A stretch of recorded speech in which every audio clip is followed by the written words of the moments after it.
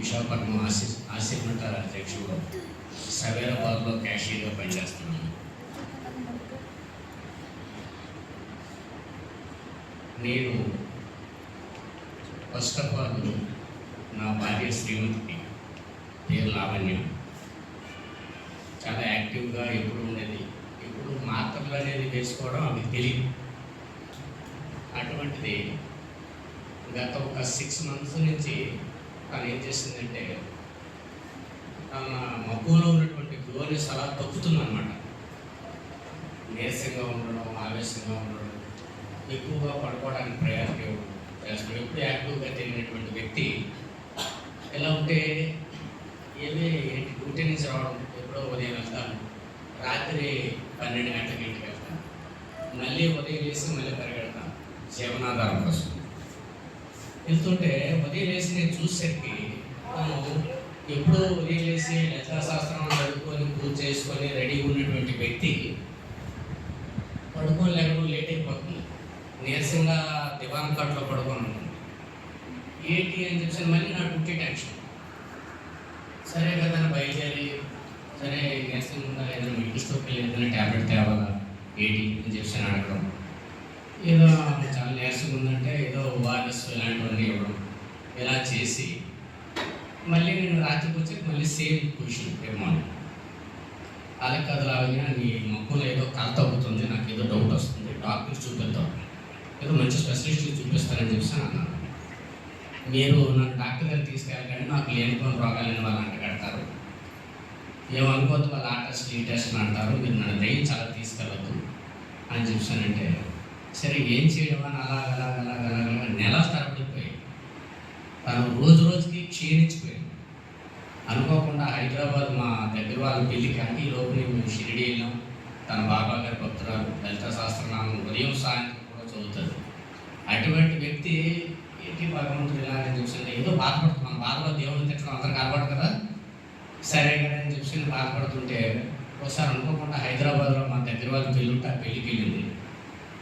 ఆ రిటర్న్ వచ్చేటప్పుడు ట్రైన్లోని బిర్యానీకి, హైదరాబాద్ బిర్యానీ ఫేమస్ కదండి, బిర్యానీ బుక్ చేసుకున్నారు.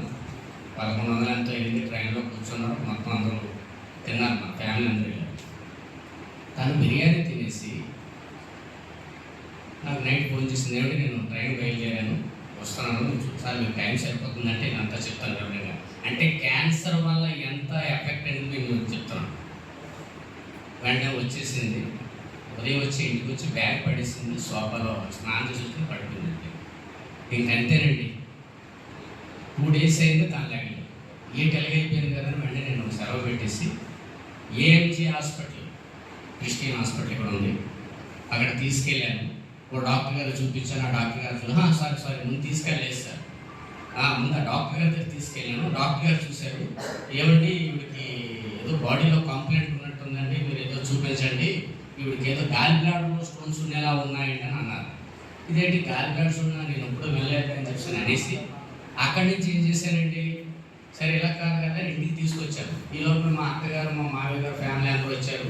బాబు ఏంటి కళ్ళు పచ్చగా ఉన్నాయి, ఈవిడికి పచ్చకాలు లేవు, మాకు డౌట్ అన్నారు.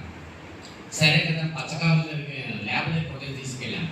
ఈవిడికి ఆల్రెడీ అప్పటికే 1 year నుంచి షుగర్ ఉంది, ఏదో షుగర్ డౌన్ అయిపోవడం లేకపోతే షుగర్ పెరిగిపోవడం ఏదో జరిగింది కదా అన్నారు.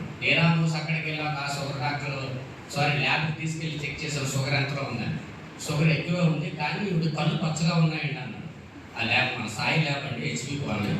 ఆయన చూసి కళ్ళు పచ్చగా ఉన్నాయి, మీరు ఒకసారి చూపిస్తే వచ్చిందంటే మీకు ఏ డౌట్ అంటే పచ్చగా ఉన్నాయి. అయితే ఆ టెస్ట్ ఒక జాండీస్ టెస్ట్ కూడా చేసారు.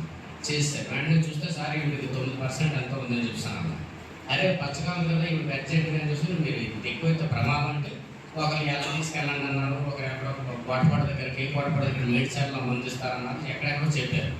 ఇవన్నీ ఎలా కాదని చెప్పి వెంటనే గాల్ బ్లాడర్ స్టోన్స్ అసలు దేనివల్ల వచ్చింది ఈ జాండీస్ అయినా డాక్టర్ దగ్గర తీసుకెళ్ళి ఏందో చూపిస్తే సార్ ఇప్పుడు గాల్ బ్లాడర్ సంచి మొత్తం నిండిపోయి ఉంటుందండి, లేకపోతే ఇప్పుడు మామూలు పచ్చకాలం కాదన్న. అక్కడ డాక్టర్ గారి దగ్గరికి వెళ్తే ఎలా కాదని డాక్టర్ రాజేష్ కుషర్లా అని చెప్పి పేరులో పనిచేస్తున్నారు సార్. ఆ సార్ దగ్గరికి వెళ్తే ఆయన ఏం చేసినట్టు వీళ్ళు అర్జెంటుగా మన కేజీసీ దగ్గర ఒక ల్యాబ్లో టెస్ట్ చేయించండి అంటే లోపల టెస్ట్ చేస్తే మొత్తం సిటీ స్కాన్ చేస్తే ఈవిడ గాలి బ్లాడర్లో మొత్తం సంచి నిండిపోయిందని చెప్పారు సార్. చాలా ఎక్కువ ఉన్నాయి, చాలా మేజర్ ప్రాబ్లం అన్నారు. ఏం చేయాలి అర్థం లేదు. వెంటనే తీసుకొచ్చి మన స్థాయికి తగ్గినట్టు అక్కడ చేయించలేము కనుక వెంటనే తీసుకొచ్చి విమ్స్లో జాయిన్ చేశారు. విమ్స్లో డాక్టర్ రాజలక్ష్మి మేడం గారు అంటారు, నాకు ఐడియా గుర్తులేదు. ఆ మేడం గారు అసలు ఎందుకు ఈ జాయింటీస్ తగ్గడం లేదని ఆవిడ 10 రోజులు విమ్స్ హాస్పిటల్ హనుమంతలో విమ్స్ హాస్పిటల్లో ఉంచి టెస్ట్ చేయించి అన్నీ చూస్తే ఎంతకీ తగ్గడం లేదు. అదే ఉన్నారు ఏంటంటే గాలి బ్లాడర్ స్టోన్స్. అయితే ఈ గాలి బ్లాడర్ స్టోన్స్ ఉన్నప్పుడు తగ్గవు కదా, ఏం చేద్దామని అలా చూసి ఆవిడ ఏం చేశారంటే ఏమంటే గాలి బ్లాడర్ స్టోన్స్తో పాటు ఇప్పుడు పక్కన ఏదో కంప్లైంట్ ఉన్నట్టుందని వీటికి సిటీ స్కాన్ తీయమని చెప్పి టెస్ట్ ఉన్నాయి సార్ చెప్తాను. ఇప్పటికీ నా దగ్గర రిపోర్ట్స్ ఉన్నాయి, మొబైల్లో చూపిస్తాను. చూపిస్తే ఇప్పుడు క్యాన్సర్ ఉందని నన్ను ఒక రూమ్లో పిలిపించి ఇప్పుడు భర్త ఎవరని అడిగారు.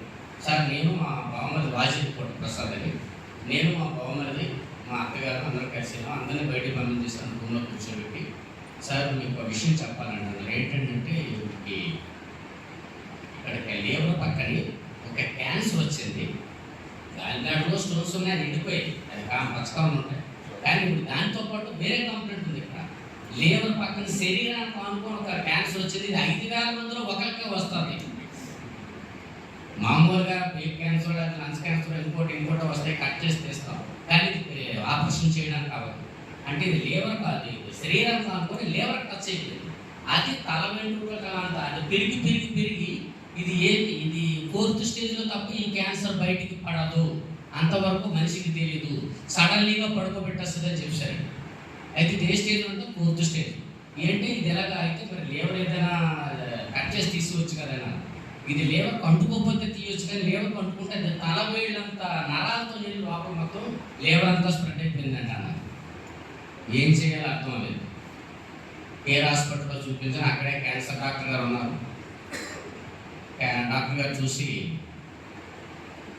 ఈవిడికి అంటే అప్పటికి ఇవన్నీ టెస్టులు చేయించి 2 రోజులు తిప్పేసరికి ఈవిడ టోటల్ హస్తిపంజరంలో తయారైపోయింది మనిషి. అంటే ఫుడ్ లేదు, పచ్చగా జాండీస్ వల్ల సరైన ఫుడ్ లేదు, ఏం తిన్నా వాంతి అయిపోతుంది. అలా రోజుకి నీరసం అయిపోతే ఏంటి పరిస్థితి అని బాధపడి డాక్టర్ గారు అన్నారు, డాక్టర్ విద్యాసాగర్ గారు అన్నారు, ఈవిడికి ఫుడ్ సరిగా ఉంటే మేము కొద్దిగా కీమో పెడతాం, దానివల్ల కొంచెం క్లిక్ అవుతారని అన్నారు. అసలు ఫుడ్ వేయడం లేదు, మరి ఎలా నువ్వు దాన్ని కీమో పెట్టడానికి మీకు ధైర్యం చాలదు కదా.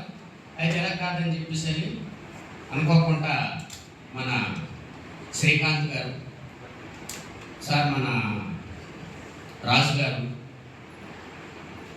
వీళ్ళందరూ పరిచయం మీద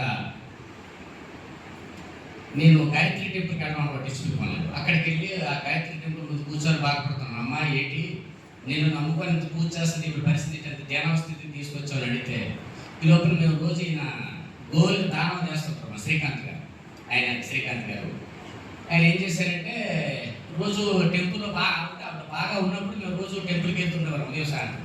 తనకు కలుసుకొని హాయ్ చెప్పుకునేవారు. ఒకరోజు వెళ్ళి నేను దివాగా గుడి ముందు కూర్చొని బాధపడతాను, ఎందుకు ఈ జన్మ, ఇంటికి ఆడలేదు విలువ ఉండదు కదా, ఇంకెందుకు నాకు ఈ లైఫ్ వేస్ట్ కదా, ఎంత సంపాదించి వేస్ట్, సరే ఎంత పిల్లలు పిల్లలైపోయి ఇంకెందుకు లేదులో కలిసిపోవాలని చెప్పి అనేసుకున్నాను. అనుకోకుండా బాధపడుతుంటే ఇది కనిపించి, ఏం సార్ ఎప్పుడు యాక్టివ్గా ఉన్న మనిషి మీరు ఎందుకు డల్గా ఉన్నారని నన్ను అడిగారు. సార్ ఇలా మా మిస్సెస్ గారు బాగాలేదండి, నాకు ఎందుకు ఈ లైఫ్ మీద వెక్స్ అయిపోయినండి అంటే, మీరేం బాధపడకండి, మన బిఆర్ ప్రోడక్ట్ అని ఉంటుంది, మీరు క్యాన్సర్ అని మీరు దిగాల్సింది, కానీ మీకెందుకు నేను చూపిస్తాను, మీరు ఒకసారి వాడి చూడండి అంటే, ఏమో ఇది పని చేస్తుందో పని చేయదు, ఇది బిజినెస్ లేకపోతే ఏంటో మనకి దేన్ని వేగంగా నమ్మం కదండి, అలా నమ్మలేదు. సరే కదా ఆలోచించి కొన్ని వీడియోస్ పంపించి అవి చూశాను. ఒక డాక్టర్ ఇది ఎందుకు పనికిరాదు, ఇంక ఈవిడికి నెక్స్ట్ విమ్స్లో ఇంకో కూడా సొల్యూషన్ ఇచ్చారు సార్, ఈవిడికి ఆపరేషన్ పనికిరాదు, ఈవిడ ఏది తింటే అది పెట్టియండి. వీళ్ళకు మధురవాడతో ఒక స్వచ్ఛంద సంస్థ ఉంది, వాళ్ళు నొప్పి వచ్చింది అనుకోండి, వాళ్ళకి ఇంజక్షన్ వేస్తారు, ఫుడ్ పెడతారు, మంచులు ఇస్తారు, అక్కడ వదిలేయండి అని కూడా సలహా ఇచ్చారు. అప్పుడు ఏం చేశానంటే, సరే ఇంకా అదేదో అక్కడ ఎందుకైనా మా అత్తారికి తీసుకెళ్ళి అక్కడ పెడితే లోపల మన శ్రీకాంత్ గారు గాయత్రి పెట్టడంలో కనిపించడం, నాకు చెప్పడం, నేనేమొచ్చే ఒకసారి పెట్టుబడి పెట్టడం, అయితే ముందు ఒక డబ్బా ఇవ్వండి, ఎందుకైనా మంచిది వాడి చూస్తారని అడగడం. అలా కాదు సార్, ఇది 3 ఒకసారి తీసుకొని ఒకవేళ మీకు డబ్బులు లేకపోతే తర్వాత ఇవ్వండి కూడా ఆయన నాకు భరోసా ఇచ్చారు. డాక్టర్ మన రాజు గారు కూడా అదే చెప్పారు, పర్లేదు సార్. అప్పుడు అనుకోకుండా దాని మీద నమ్మకం కాక ఒకటి వాడి చూద్దాం అనుకున్నాము. సరే ఏదైతే అయింది, 2 లక్షలు ఈ గాలి బ్లాడర్ స్టోన్ కోసం ఇంకో విషయం మీకు చెప్పలేదు, ఇదే గాలిబ్లాడర్ స్టోన్స్ ఉన్నాయని ఆవిడకి ఆహారం వెళ్ళకపోతే ఆహారం కట్టేసుకుంటే డాక్టర్ రాజేష్ ప్రసాద్ ఇక్కడి నుంచి సపరేట్గా ఒక పైపుని ఇక్కడ సపరేట్గా చేయడానికి 1,80,000 కేర్లో ఖర్చు అయిందండి. 1,80,000. ఇది కాక ఇవి ఇలాగా ఖర్చు అయింది కదా, అప్పుడు ఆవిడకి ఆహారం అంటే మొదలైంది. ఆహారం వెళ్తుంటే కొద్దిగా మనిషి అలాగ ఏదో జ్యూస్ ఇవన్నీ వెళ్తాయి. సరిగ్గా ఎలా వెళ్తుంటే గాలిబ్లాడర్ స్టోన్స్ అవి ఇంకా పెరిగిపోతూ అవి గాలిబ్లాడర్ స్టేజ్ వచ్చి చీలిపోతుంది. దానికి కాబట్టి ఇక్కడ స్టార్ట్ పైప్ వేశారు. ఈ పైప్ లైఫ్ లాంగ్ ఉంటుందండి అని చెప్పారు. మీరు చెప్తే నమ్మరు. ఏమండి ఈ పైపులు పెట్టి నేను ఇవన్నీ చేసుకొని నేను అందరి దగ్గర తిరిగి లేకపోతే ఇంట్లో ఉంటే నా మీద నాకాశం వస్తుంది, దేవుడు నన్ను తీసుకెళ్ళిపోయినా పర్వాలేదని ఆవిడ అడిగింది. అయితే ఏం చేయాలని నా గాయత్రిపేట దగ్గర కూర్చొని ఏడ్చిన రోజు ఇదే మన శ్రీకాంత్ గారు, నెక్స్ట్ మన రాజు గారు నాకు చెప్పారనమాట. మీకు ఎందుకంటే మీరేం దిగులు పడకండి, ఇది గాలిబ్లాడర్ స్టోన్స్ కూడా తీసేస్తుంది, ఏం ప్రాబ్లం అన్న. అయితే మా ఇంటికాడికి డాక్టర్ గారు చెప్పారు, ఇంకెవరికి ఏది పడితే ఫుడ్ పెట్టేయండి, ఇంకెవరి ఇంటికి తీసుకెళ్ళిపోండి, మేము కిమోలు పెట్టలేము, లాస్ట్ స్టేజ్ అని చెప్పారు. మరి నేను ఒక్కటి చెప్తే మా వాళ్ళు ఏం చేస్తారు, నమ్మరు. మా బావమరిదిని, మా అత్తగారిని, మా దగ్గర ఒక పెద్ద ఆయన్ని తీసుకెళ్ళి లాస్ట్ స్టేజ్ అంటున్నారు, ఇంటికి తీసుకెళ్ళిపోమంటున్నారు, ఏం చేద్దాము మరి అత్తయ్య అని చెప్పాను. అడిగాను, ఏం చేద్దాం బాబు, మరి దానికి ఏది ఇష్టం ఉంటుంది పెట్టేద్దాం, మరి ఏం చేస్తాం, మనం ఏం చేయలేము అన్న. అలా కాదు, నాకు తెలిసిన ఒక ప్రోడక్ట్ ఒకటి వచ్చిందని. ఆయన అంటే నాకు తెలిసింది కాదు, నాకు తెలిసిన ఒక ఫ్రెండ్, ఆయన ఒక దైవ ఆధ్యాత్మికంగా ఒక మంచి వ్యక్తి, ఆయన నేను నమ్మాను, ఆయన ఒక ప్రోడక్ట్ ఇస్తానంటారు, అది వాడి చూద్దాం. ఎలాగా డాక్టర్లు ఇంత లాస్ట్ స్టేజ్కి వస్తున్నాను కదా, మరి ఇంకెందుకు వాడి చూద్దాం, అయితే అటు లేకపోతే ఇటు అని చెప్పి నేను డిసైడ్ అయిపోయి తెగించి ఒకసారి ప్రోడక్ట్ తీసుకొని ఒక ఫస్ట్ ఒక్కొక్కటి ఏమన్నారు, 3 రోజులు వేసరికి ఎక్కువ వాటర్ తాగమన్నారు, మంచి తాగమన్నారు, బాజీ తాగమన్నారు, సబ్జా గింజలు తాగమన్నారు. సరే కదా అని అప్పుడు వాటర్ అన్న కొద్దిగా ఇబ్బంది, మొత్తానికి అలాగే 3 రోజులు వాడారండి. 3 రోజులు వాడిన తర్వాత ఫస్ట్ రోజు చేసాము, అలాగే ఉన్నారు. 2వ రోజు ఆమె ప్రతిరోజు నైటు వాళ్ళ తమ్ముడు మా అత్తగారు కలిపి 1 వచ్చినా 2 వచ్చినా బాత్రూమ్కి చెయ్యి పట్టుకొని తీసుకెళ్ళారు. ఫస్ట్ రోజు చేశారు, అలాగే ఉంది. 2వ రోజు ఉదయం 1 రాత్రి 1 వేశారు. రాత్రి అర్ధరాత్రి 3 గంటలకి టాయిలెట్ వస్తే తనంతా తాను చేసి బాత్రూమ్కి వెళ్ళి చేసుకొని వచ్చి పట్టుకుంటే ఎక్కడ పడిపోద్దని వీళ్ళు పట్టుకున్న లేచి కలుపుకొని పట్టుకుంటే పర్వాలేదు నా. 3వ రోజు ఇంకా అక్కడి నుంచి ఆవిడంతలు ఆవిడ ఎగడం, తలగడ సపోర్ట్ లేకపోతేనే దివాన కట్ట మీద ఇంకా గోడ వేస్తారు. దివాన కట్ట గోడ వేసి గోడకంటే తలగాడ పెట్టి తలగాడ బ్యాక్ సైడ్ ఉండేది అన్నమాట, గోడ కానుకొని నిద్ర వస్తే పడుకోవడం. ఇటు వెళ్తే గాలిబ్లాడర్ చూడడం వల్ల ఎక్కడ నొప్పి వచ్చేసింది, ఇటు పడుకుందంటే 1 సైడ్ పడుకుంటే అంతా పెయిన్ వచ్చేస్తుంది. ఆ ఒక్కతే లేచి టాయిలెట్కి వెళ్ళి వస్తుంది. 3 రోజులు అయ్యింది కొంతవరకు. 3వ రోజు ఎప్పుడైతే చేసిందో 4వ రోజు నేను డ్యూటీకి ఇంటికి వెళ్ళాను. కొద్దిగా మొక్కలో క్లోజ్. 5వ రోజు ఇంకా తన బాత్రూమ్కి వెళ్ళిపోతుంది, వస్తుంది.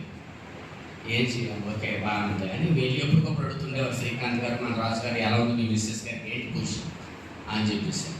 లేదంటే కొంచెం రిజల్ట్ కనిపిస్తుంది. ఈ లోపల మా బావమరిది, మా అల్లుడు గారు, ఈ రోజుల్లో పిల్లలందరూ చాలా తెలివైన వాళ్ళు కదండి. విఆర్ ప్రోడక్ట్ అంటే ఏంటి అని అంటే ఆన్లైన్లో చూడటం, ఇది ఏంటి, ఇది ఎంతవరకు పనిచేస్తుంది, దీని బయోడేట్, దీని ఎంఆర్పి ఏంటి, ఇది కరెక్టా కాదా. మనం అంటే చదువుకోలేదు, వాళ్ళంతా సాఫ్ట్వేర్ ఇంజనీర్, ఇతరులు సాఫ్ట్వేర్. ఒక అతనైతే మెడికల్ స్టోర్, మా పెద్దలుడు గారు. వాళ్ళు దాని మీద కొద్దిగా రీసెర్చ్ చేసి ఇది మేము ఎప్పుడు వినలేదు, సరే మీరు చూడండి మీరు అంటే లాస్ట్ స్టేజ్ అన్నారు కదా అన్న, అయితే ఇది లేకపోతే లేదు, ఇప్పుడు మనకి ఏం చేస్తామని చెప్పి అలాంటి వ్యక్తి రోజుని తనంతా తాను లేచి తన పనులు తాను చేసుకుంటూ ఈరోజు టుడే ఇప్పుడు నాకు వండి పెట్టింది. మీ ఫోటో చూపిస్తారు చూడండి సార్. అంటే ఈ విఆర్ ప్రోడక్ట్కి ఎలాగా నేను కృతజ్ఞతలు చెప్పాలో నాకు అర్థం కాలేదు.